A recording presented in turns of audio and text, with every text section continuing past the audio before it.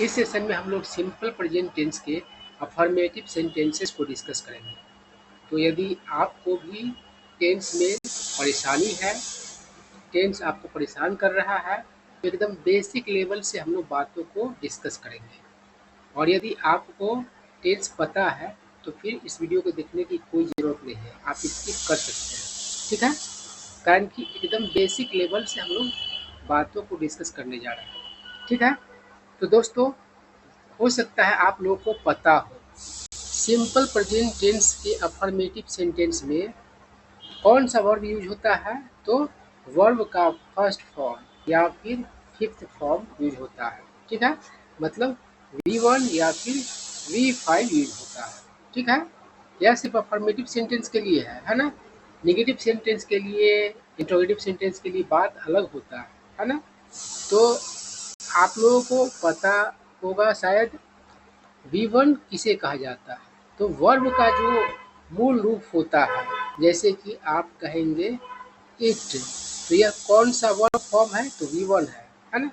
उसी तरीके से गो, यह कौन सा वर्ब फॉर्म है, तो यह भी V1 है। ठीक है, और अगर V5 की बात की जाए तो V1 में ही आप अगर एस लगा देते हैं या फिर ES लगा देते हैं तो वह V5 बन जाता है। ठीक है, ये बात अलग है कि किसी वर्ड में एस लगता है तो किसी में ES लगता है। यह सब स्पेलिंग रूल्स के तहत आता है, जिसको हम लोग अलग से चर्चा करेंगे। ठीक है, तो आप जान गए कि V1 क्या होता है और V5 क्या होता है। ठीक है, और सबसे बड़ा दिक्कत यहीं पर होता है, कारण कि स्ट्रक्चर दिया हुआ है सब्जेक्ट प्लस V1 और V5 plus dot dot dot dot dot कहने का सेंस है कोई दूसरा चीज़ आएगा तो बाद में लग जाएगा, वर्ब के बाद लग जाएगा है ना। जैसे कि ऑब्जेक्ट आएगा तो ऑब्जेक्ट लग जाएगा, उसके बाद फिर कुछ और रहेगा तो और आगे लग जाएगा। ठीक है, तो यहाँ पर बात है कि कब हम V1 यूज करें और कब V5 यूज करें, मतलब कब हम वर्ब में SES लगाएं और कब बिना SES के प्रयोग करें, है ना। इस बात को अच्छे तरीके से समझना जरूरी है, यहीं पर सारा दिक्कत है सिंपल प्रेजेंट टेंस में। तो दोस्तों आपको बता दूं आई, ठीक है, उसके बाद यू, और जितने भी प्लूरल सब्जेक्ट्स होंगे सबके साथ V1 यूज होगा। ध्यान रखना है, आई, यू और सभी प्लूरल सब्जेक्ट्स के साथ क्या यूज होगा, V1 यूज होगा। मतलब आपको वर्ब में SES नहीं लगाना है।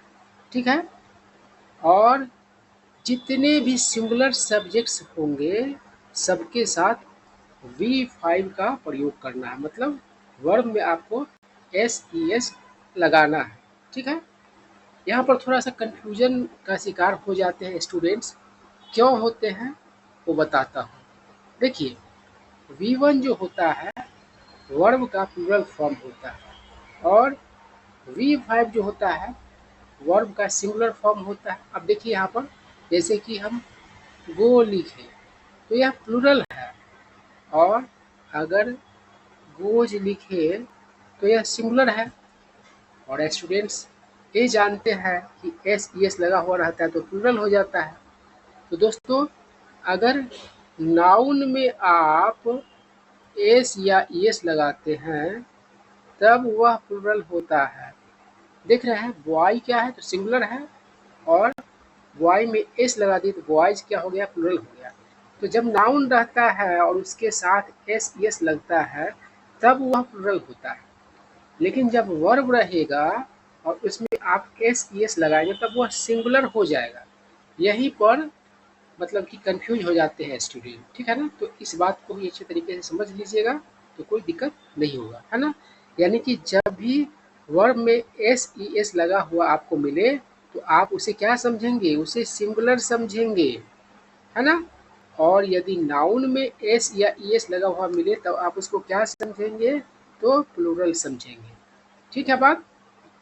और इंग्लिश का एक बेसिक रूल है, वह रूल है कि सिंगुलर सब्जेक्ट को सिंगुलर वर्ब चाहिए और प्लूरल सब्जेक्ट को प्लूरल वर्ब चाहिए। ठीक है।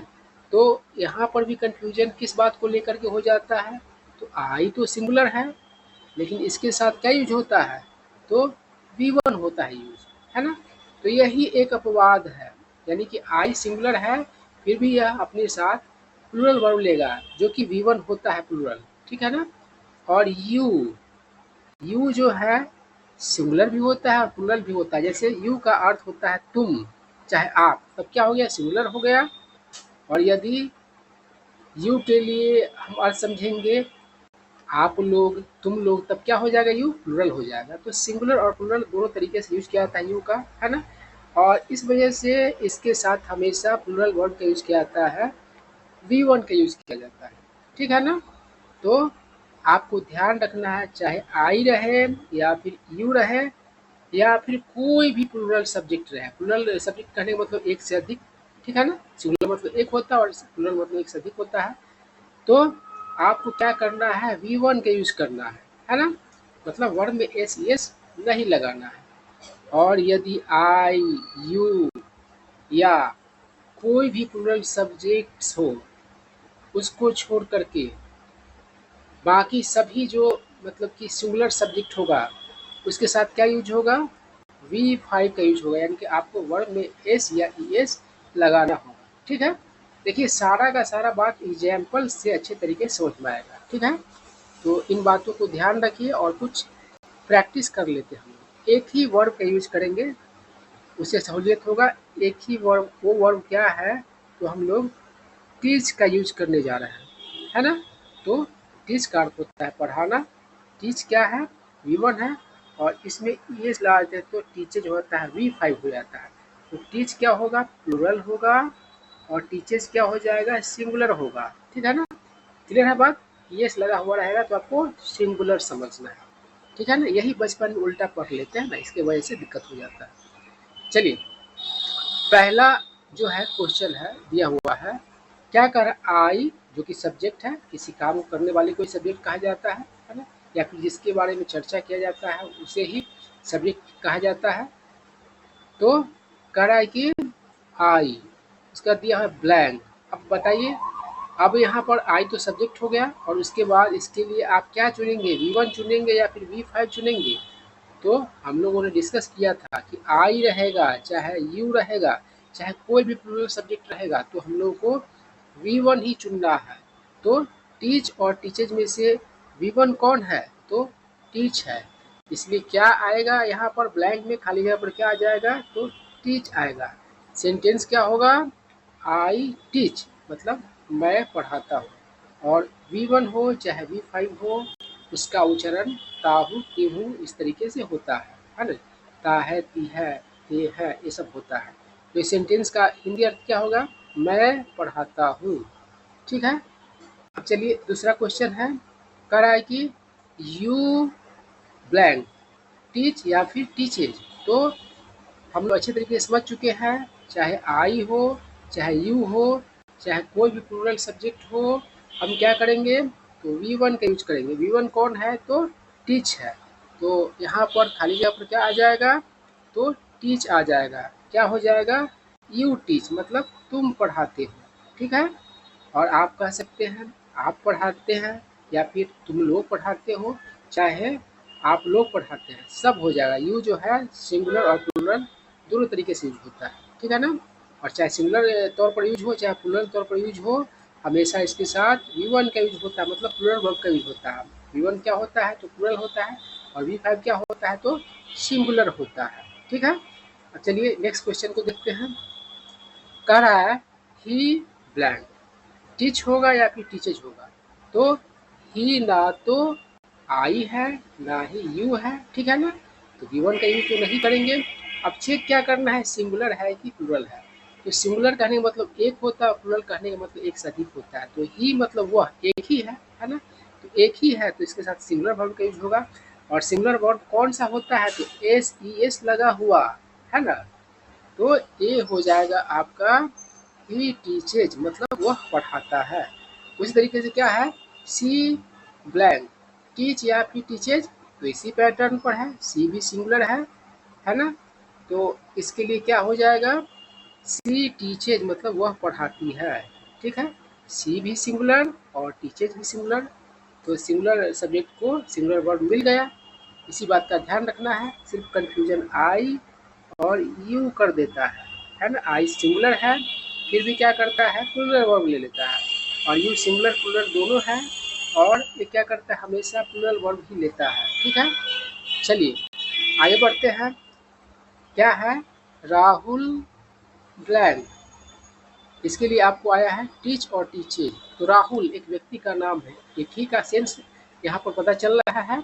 तो सिंगुलर वर्ब लेगा, ये सिंगुलर सब्जेक्ट है ना। तो टीचेज हो जाएगा राहुल के लिए, है ना। सिंगुलर सब्जेक्ट हो गया और सिंगुलर वर्ब लग जाएगा। सेंटेंस क्या हो जाएगा, राहुल टीचेज मतलब राहुल पढ़ाता है। उसी तरीके से अगला सेंटेंस है रूबी ब्लैंक, और रूबी मतलब सिंगुलर सब्जेक्ट हुई, और इसके लिए वर्ब कौन सा चाहिए, तो सिंगुलर चाहिए, है ना। और सिंगुलर कौन है, तो टीचेज है, V5 है यह। सेंटेंस क्या हो जाएगा, रूबी टीचेज मतलब रूबी पढ़ाती है। उसके बाद है my brother blank, my brother, brother singular है, ब्रदर्स रहता है तो प्लूरल रहता है ना। तो सिंगुलर जो सब्जेक्ट होगा तो हमें आराम से आंख बंद करके क्या करना है, V5 का यूज करना है, यानी कि टीचेज का यूज करना है ना। तो क्या हो जाएगा, माई ब्रदर टीचेज मेरा भाई पढ़ाता है। उसके बाद अगला सेंटेंस है माई ब्रदर्स टीच या फिर टीचेज, ब्लैंक स्पेस में क्या आएगा आप बताइए। यहाँ पर ब्रदर्स है यानी कि प्लूरल सब्जेक्ट है, तो प्लूरल वर्ब भी आएगा जो कि टीच है ना। तो क्या हो जाएगा माई ब्रदर्स टीच मतलब मेरे भाई लोग पढ़ाते हैं। दिक्कत क्या होता है लोगों को, यहाँ पर देखते हैं ब्रदर्स लगा हुआ, तो फिर क्या करते हैं वर्ब भी एस एस लगा हुआ चुनते हैं, यहीं पर गलती कर बैठते हैं। ब्रदर्स ये नाउन है तो इसमें एस एस लगा है, अगर नाउन में तो क्या होगा, प्लूरल होगा। ब्रदर के साथ एस लगता है, किसी अन्य वर्ड में किसी अन्य नाउन में एस भी लगा हुआ रहता है, जैसे कि बस है, तो इसमें क्या लगेगा, प्लूरल बनाने में एस लग जाएगा, ठीक है। तो कहने का मतलब है ब्रदर्स है तो ये प्लूरल है ना। और अगर आप इसके लिए टीचर्स का यूज कर दोगे तो टीचर तो सिंगुलर हुआ ना। कई बार हम लोग मतलब कि इस बात को रिपीट कर चुके हैं कि जो वर्ब में एस एस लगता है तो सिंगुलर होता है। तो प्लूरल अगर सब्जेक्ट है तो आपको वर्ब भी क्या देना होगा, प्लूरल देना होगा जो कि टीच है ना। इसको अच्छे तरीके से आप लोग समझ लीजिए।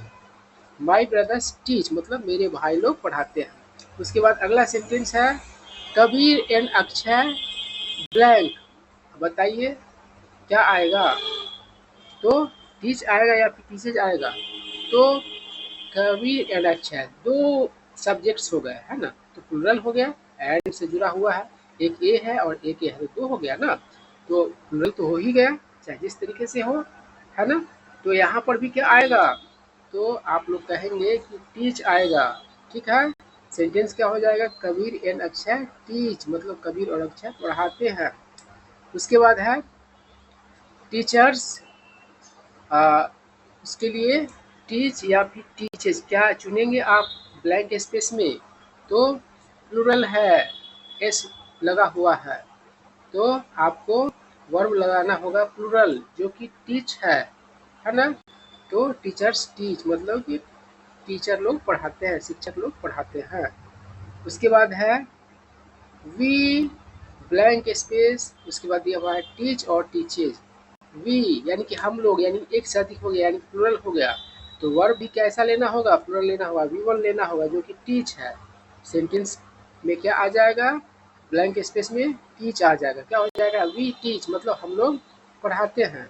उसके बाद है दे, उसके बाद दिया हुआ है ब्लैंक स्पेस, और आपको चुनना क्या है, टीच और टीचेज में से चुनना है, तो आप चुनेंगे टीच।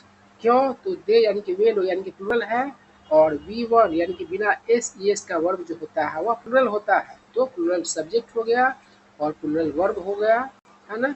यही होगा, सेंटेंस क्या हो जाएगा, दे टीच मतलब वे लोग पढ़ाते हैं, ठीक है।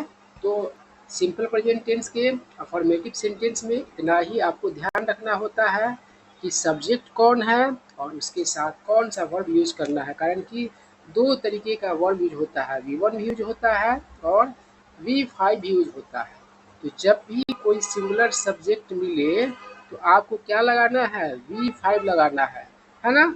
और आई सिंगुलर है तो इसके लिए मतलब अपवाद के तौर पर क्या होता है यूज, तो V1 होता है, प्लूरल का यूज होता है ना।